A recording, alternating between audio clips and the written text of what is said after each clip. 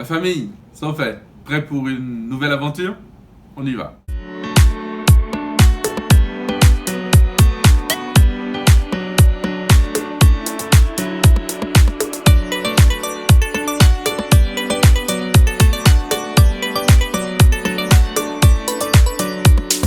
Levez la main bas Jésus, levez la main pour dire moi aime Jésus.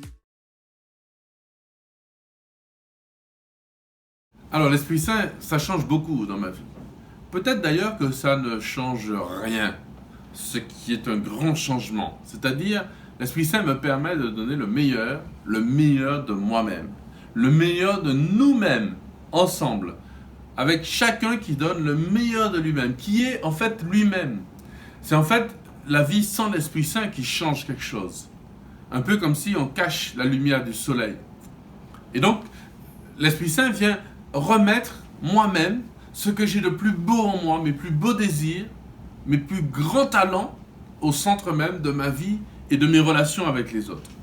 L'Esprit Saint me permet de faire la distinction entre ce que je veux et ce dont j'ai envie. Vous savez, parfois on a envie de plein de choses. Je me rappelle quand j'étais petit, j'avais un de mes amis qui avait eu envie d'acheter 200 € de floup. Et il a tout mangé. Il était malade après. Voilà. Et parfois, ce qu'on a envie de faire, eh bien, ce n'est pas beau, ce n'est pas bien. Par contre, ce qu'on veut, c'est être heureux et rendre les autres heureux. Vous voyez, quand il y a un bébé qui pleure, maman ou papa n'ont pas forcément envie de se lever pour aller aider le bébé, ou le nettoyer, ou lui donner un biberon. Mais par contre, ils veulent, parce qu'ils l'aiment. Et donc, ils veulent le faire, même si c'est difficile de se lever. Eh bien, l'Esprit Saint, il nous permet de faire ce que je veux. Il me donne la force, voilà ce qui change, la force d'accomplir mes plus beaux rêves. Avoir l'Esprit Saint, c'est ne jamais désespérer. C'est avancer, vent d'où vent, nous qu'à aller.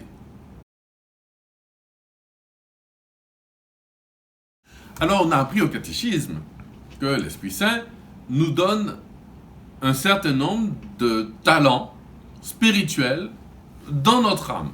Alors, c'est surtout dans le livre d'Isaïe, où l'Esprit Saint, le prophète, nous dit quels sont les dons de l'Esprit Saint. Alors, il y a deux grands types de dons, ceux qui sont dans notre intelligence, c'est-à-dire lorsque nous réfléchissons, lorsque nous connaissons des choses, lorsque nous regardons des choses pour les comprendre mieux. Et puis, il y a des dons qui sont dans notre volonté, c'est-à-dire notre capacité à aller vers les autres, à faire des choses, quand on veut faire quelque chose. Alors, dans notre intelligence, eh bien, il y a le don d'intelligence, c'est-à-dire de mieux comprendre les choses, de ne pas nous laisser avoir. Vous savez, quand quelqu'un fait de la soi-disant magie, il fait tout, et puis à côté, hop, il fait apparaître une carte. En fait, il l'a récupérée dans sa manche ou quelque part, mais nous, on n'a rien vu. Mais l'Esprit Saint, il nous donne de ne pas tomber dans les fake news, dans les mensonges de ce monde. C'est ça le don d'intelligence. Il y a aussi le don de conseil, c'est-à-dire notre capacité à, dans notre parole, à dire des paroles justes aux autres. Et puis, il y a le don de science.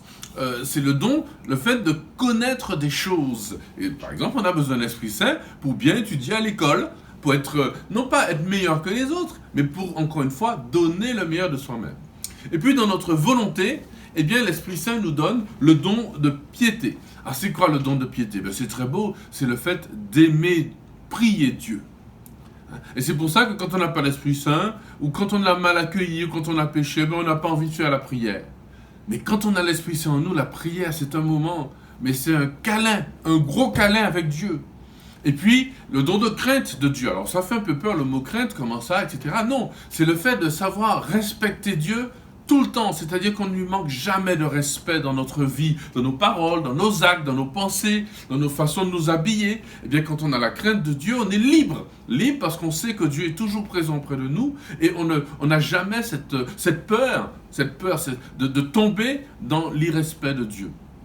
Enfin, dans notre volonté, il y a le don de force, parce qu'on a besoin, il y a des épreuves dans notre vie, et bien on a besoin de vaincre. Alors voilà, on a dit l'intelligence, la science, le conseil, la crainte, la piété, et j'en ai oublié un. Ah, vous allez trouver la piété, la crainte et la force. Eh bien, voyez, si on fait tout ça, on a déjà 6 dons de l'Esprit Saint. Mais il y en a un qui est le don suprême, qui est même le nom qu'on donne à Jésus dans l'Écriture, c'est la sagesse. La sagesse, c'est pas d'être calme comme une image. Non, la sagesse, c'est de savoir comprendre, être toujours ajusté à la volonté de Dieu. C'est être un fils ou une fille de Dieu en permanence dans notre vie. Et le don de sagesse, eh bien, il est pour tous, les plus jeunes, les plus vieux, les papas, les mamans, les oncles, les tantes, les parents, les marraines, les enfants, tout le monde, les cousins, les cousines, tout le monde a ce don, ou peut avoir ce don par l'Esprit Saint, d'agir tous les jours, de parler, de vivre, de penser selon la volonté de Jésus. Ah, aujourd'hui, le symbole dont je vais vous parler, c'est un symbole important. Il apparaît dans l'Évangile, au moment où Jésus reçoit le baptême au Jourdain de son cousin Jean-Baptiste. Et au moment du baptême, apparaît une colombe. La colombe, c'est un oiseau qui est très beau. Il a un vol très délicat et il s'envole vers le ciel. Et aussi, il vient du ciel. C'est aussi la délicatesse et la tendresse de Dieu qui est manifestée à travers la colombe de l'Esprit Saint qui s'envole, qui s'en va, mais qui revient aussi vers nous comme un signe qui vient du ciel. Et maintenant, saurez-vous quel est le prochain symbole, celui de la semaine prochaine? À bientôt!